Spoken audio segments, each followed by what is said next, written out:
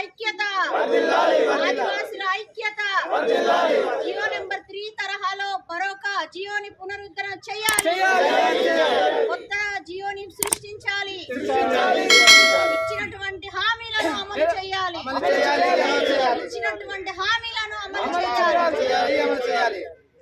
ప్రభుత్వం ఉండి వైఖరి, ప్రభుత్వం ఉండి వైఖరి నశించాలి. ఈరోజు వన్యం బంధుని ప్రకటించినటువంటి మన సోదరులు, మన గిరిజన భావితరానికి మేలు కలిగే విధంగా ఏదైతే మొన్న విడుదల చేసినటువంటి డిఎస్ ఏదైతే ఉందో దాన్ని గిరిజన ప్రాంతంలో ఉన్నటువంటి ఆదివాసీ యువతులందరికీ కూడా ఇది ఒక గొడ్డలి కట్టులాగా ఉంది. కాబట్టి దీన్ని రద్దు చేసి ఏదైతే జియో నెంబర్ 3 తరహాలో ఒక జియోని తీసుకొని రావాలన్నదే మా ఒక ఆదివాసుల తరపున ఒక పెద్ద డిమాండ్. ఎందుకంటే ఆ రోజు అరకు పార్లమెంట్ సాక్షిగా ఇప్పుడున్నటువంటి ముఖ్యమంత్రి నారా చంద్రబాబు నాయుడు గారు జియో నెంబర్ 3 లాంటి ఒక జియోని నేను తీసుకొస్తాను, ఆ తర్వాతే మీకు ఒక డిఎస్సిని నేను ప్రకటన చేస్తాను, అదేవిధంగా ఖచ్చితంగా మీకు మేలు చేసేలాగా నేను చేస్తాను అని ఆ రోజు మాట ఇచ్చారు. ఆ మాట తప్పేరని మేము అనుకుంటున్నాము.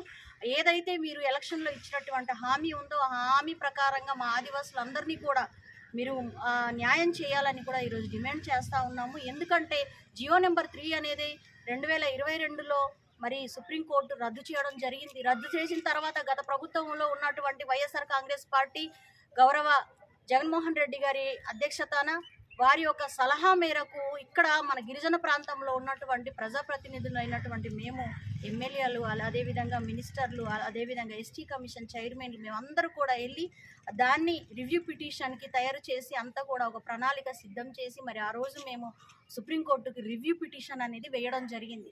వేసిన తర్వాత అది సుప్రీంకోర్టు ఒక డైరెక్షన్ ఇచ్చింది. ఏదైతే గిరిజన ప్రాంతంలో నివసిస్తున్నటువంటి ఆదివాసులకి రాజకీయంగా కానివ్వండి, భూమి మీద కానివ్వండి, ఉద్యోగ పరంగా కూడా 100కి 100% గిరిజనులకి నియమించాలనేది కూడా మనందరికీ తెలుసు.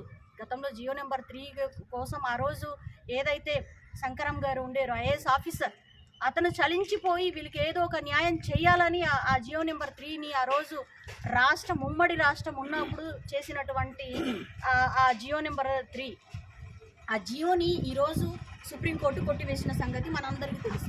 మరలా అటువంటి ఒక జియోని క్రియేట్ చేయాలంటే ఏదైతే నార్త్లో ఈశాన్య రాష్ట్రాల్లో అక్కడ 6th షెడ్యూల్లో వాళ్ళకి అన్ని రకాలుగా కూడా ఇంప్లిమెంటేషన్ అవుతుంది.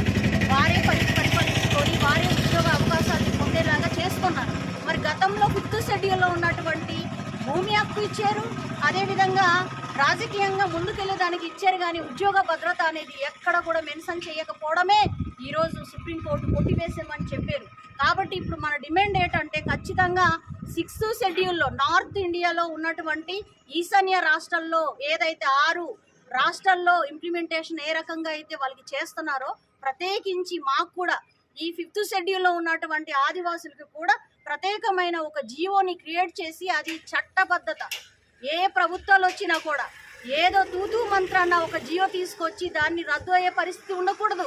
ఖచ్చితంగా దానికి ఒక ప్రణాళికబద్ధంగా భవిష్యత్తు తరానికి కూడా అంతేలాగా అటు ముందుకు తీసుకెళ్లేదానికి కృషి చేయాలని మేమందరూ కూడా డిమాండ్ చేస్తూ ఉన్నాము. అదేవిధంగా నారా చంద్రబాబు నాయుడు గారు కూడా ఆ రోజు హామీ ఇచ్చి ఉన్నారు. కాబట్టి ఖచ్చితంగా దీన్ని ఏదైతే జియో నెంబర్ 3లో తరహా ఇంకొక జియోని ఇచ్చిన తర్వాతే మా ఆదివాసులకి మరి డిఎస్సి ప్రకటన చేయండి, ఈలోగా స్పెషల్ డిఎస్సి వెంటనే విడుదల చేయాలని కూడా ఈరోజు మా పార్టీ తరఫున, అదేవిధంగా మేము ఒక ఆదివాసీ బిడ్డలుగా కూడా ఈరోజు మేము డిమాండ్ చేస్తా ఉన్నాము. ఖచ్చితంగా రాబోయే రోజుల్లో కూడా ఎంతటి ఉద్యమానికైనా కూడా మేమందరూ కూడా పాలు పంచుకోవడం సిద్ధంగా ఉంటామని కూడా మనవి చేస్తున్నాం.